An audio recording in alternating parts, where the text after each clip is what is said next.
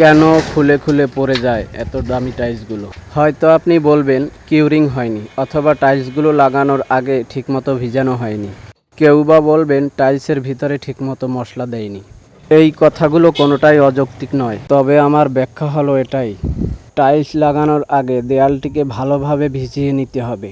তারপরে সুন্দরভাবে এভাবে গ্রাউটিন দিতে হবে, যাতে দেয়ালের প্রতিটি কোণায় কোণায় প্রতিটি ইট গ্রাউটিনে ভিজে যায়। সেক্ষেত্রে একটা বিষয় খুবই লক্ষণীয়, একটা মিস্ত্রি তখনই আপনার দেয়ালটা এভাবে ভিজিয়ে গ্রাউটিন দিয়ে নেবে যখন আপনি তার প্রাপ্য হাজিরা অথবা প্রাপ্য টাইলস ফিটিংয়ের মজুরি তাকে দিবেন।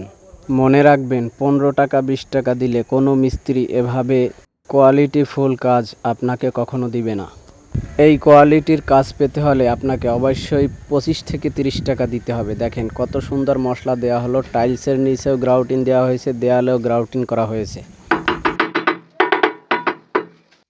আপনার মিস্ত্রিকে ঠিকমতো আপনি রেট দিলে অবশ্যই এরকম কোয়ালিটি সম্পন্ন কাজ উপহার দিবে। দেখেন উপরেও বালি দিয়ে কিন্তু গ্যাপগুলো ভরাট করে দিচ্ছে। কম রেটে কাজ দিলে এগুলো আপনি পাবেন না। আমি 100% চ্যালেঞ্জ দিয়ে বলতে পারি, অন্যান্য কাজের তুলনায় এই কাজ মিনিমাম 20 বছর হলেও বেশি লাস্টিং করবে। আর এই সুন্দর কাজগুলো পেতে আপনাকে অবশ্যই রেটটা ভালো দিতে হবে।